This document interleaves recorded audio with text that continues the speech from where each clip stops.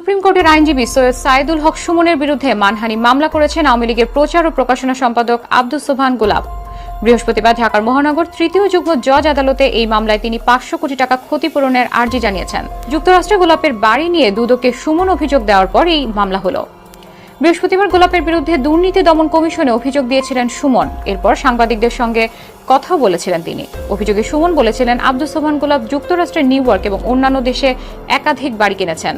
আদালত তার সিদ্ধান্ত দিয়েছেন 15 লক্ষ টাকা ফাইন দিবেন। এবং আরো যে জিনিসটা আমি বলতে চাই, আমার আরেকটা ইচ্ছা ছিল এই মামলাতে, যে বাংলাদেশের যে থানাগুলাতে যারা যেসব পুলিশ কর্মকর্তা এই থানাগুলাকে মনে করেন জমিদার বাড়ির মতো বা জমিদারের মতো অন্যান্য মানুষের সাথে যারা আচরণ করেন, তাদের জন্য এই রায়টি একটি মাইল ফলক। যখনই ব্যারিস্টার সুমনের মতো মানুষের আবির্ভাব হয়, পুলিশ প্রশাসন সহ যত দুর্নীতিবাজ রয়েছেন তাদের চোখের ঘুম হারাম করে দিয়েছেন। তাই তো দুর্নীতিবাজরা এবার একত্রিত হয়েছে ব্যারিস্টার সুমনকে যাতে জেল খাটানো যায়। তাই তো ব্যারিস্টার সুমনের বিপক্ষে 500 কোটি টাকার মামলা ঠুকে দিয়েছেন।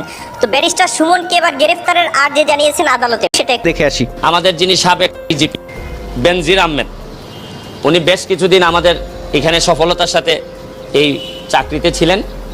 তো ওনার যে সম্পদের ফিরিস দিয়ে কালের কণ্ঠের মাধ্যমে আমরা জানার পর আমার কাছে মনে হয়েছে যে এটা একটা বিরাট বড় অসনিশ্চিত।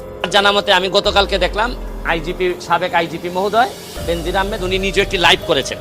লাইভ করে উনি ওনার বক্তব্য কিছু স্বীকার করেছেন, কিছু অস্বীকার করেছেন। এখন প্রশ্ন হচ্ছে কি, যে একজন আইজিপির 34 বছরের জীবনে যে বেতন হয়, বেতনে প্রায় 1,74,00,000 টাকা হয়, 1.25 কোটির মতো। কিন্তু দেখা যাচ্ছে যে শত কোটি টাকার মালিকানা উনার আছে, যেগুলা কাগজের হিসাবে আসছে। দেখা যাচ্ছে উনার মেয়ে এবং উনার ওয়াইফ দুইজনেরই কোনো ইনকামের কোনো লাইনই ছিল না, বা এরা তো ইনকামও করে না। তারপরও 6টা কোম্পানি থেকে শুরু করে কোটি টাকার সম্পদ উনি বানাইছেন। এবং মজার বিষয় হচ্ছে কি, গোপালগঞ্জের মতো জায়গায় 600 বিঘা, 800 বিঘা আরো পাশে কত হয়, 800 1400 বিঘা। তা আর কিছুদিন সময় পাইলে তো গোপালগঞ্জই কিনে ফেলতেন মনে হয়। তা আমাদের সবাইকে আল্লাহ বাঁচাইছে যে বেশি দিন সময় পান না, যে সম্পদ বানাইছেন আর কিছুদিন হইলে হয়তো উনার জমির উপর দিয়ে আমাদের বঙ্গবন্ধুর মাজারে যাওয়া লাগতো। তো এত সম্পদ, আপনার শত কোটি টাকার ব্যবসা প্রতিষ্ঠানের মালিক এর স্ত্রী ও 2 মেয়ে 2 লাখ শেয়ার কিনেছেন।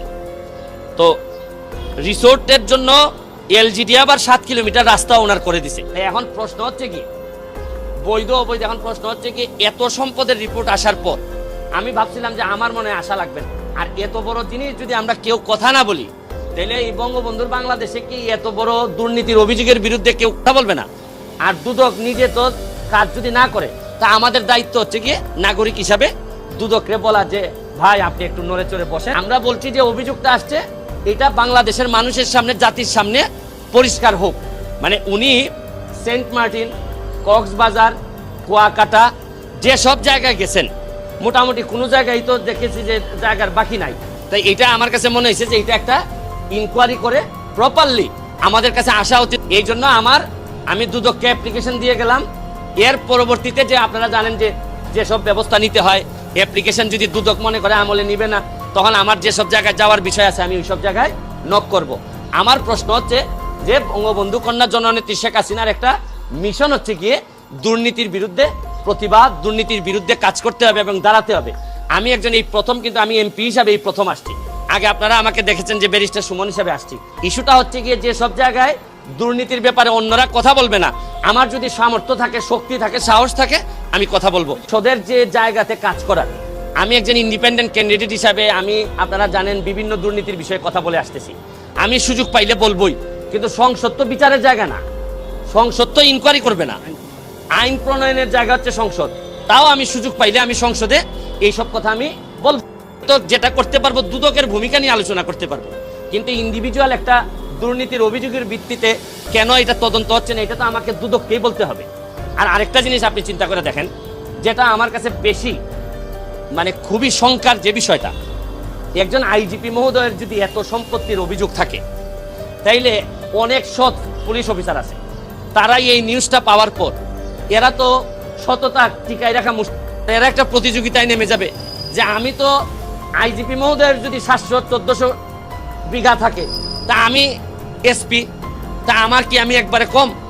আমি ডিআইজি, আমি কি একেবারে কম? আচ্ছা আমার বাড়ি না হয় ওই জায়গায় না বা গোপালগঞ্জে না, তাদের মধ্যে একটা প্রতিযোগিতা শুরু হবে।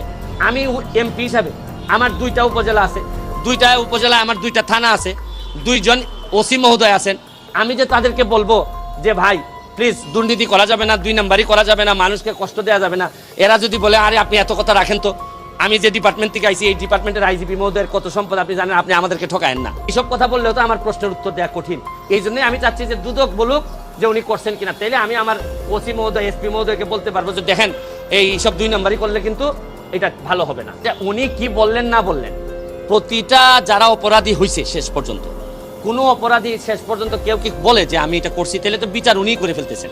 আমি তো উনি কি বলছেন না বলছেন এটা আমার জন্য ফ্যাক্টর না, বা কালের কণ্ঠ কি বলছে বা কেন বলছে কালের কণ্ঠ, উনি এত সম্পদ অর্জন করছেন, আগে কেউ কোনো সাংবাদিক কথা বলে নাই, এখন এই উনি রিটায়ারমেন্টে যাওয়ার সময় সাংবাদিকরাও সুবিধা পাইছেন, ধরেন করছেন। তারপর আমি অ্যাপ্রিসিয়েট করি যে আচ্ছা যাই এই অপরাধী যেই হোক একটা রিপোর্ট তো আপনারা করছেন, তা আগে করলে তো উনি আরো সতর্ক হইতে পারতেন। তো এইটাও তো একটা আমাদের একটা দুর্বলতা আছে। উনি কি বললেন না বললেন এটা আমাদের জন্য ইম্যাটেরিয়াল।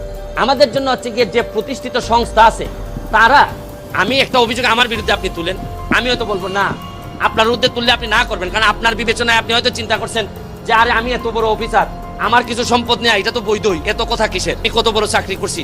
তো এই বিবেচনা বোধ তো উনার বিবেচনায় তো হবে না, হবে হচ্ছে গিয়ে প্রাতিষ্ঠানিক যে সংস্থা তারা বলবে যে উনি আদৌ করেছেন কি করেন নাই। That's all. ব্যারিস্টার সুমন এসব কথার কারণে তারা ব্যারিস্টার সুমনকে মামলা করেছে ৫,০০,০০ কোটি টাকার। আমরা জানি ব্যারিস্টার সুমন সবসময় সত্য এবং ন্যায়ের পথে চলে, যে দুর্নীতি করবে তাকে কেউ ছাড় দিবে না, আমরা সেটা চাই। তো গাইস, আপনারা ব্যারিস্টার সুমনের কথা শুনে আপনাদের কি মতামত তা আমাদের কমেন্টে জানিয়ে দেন।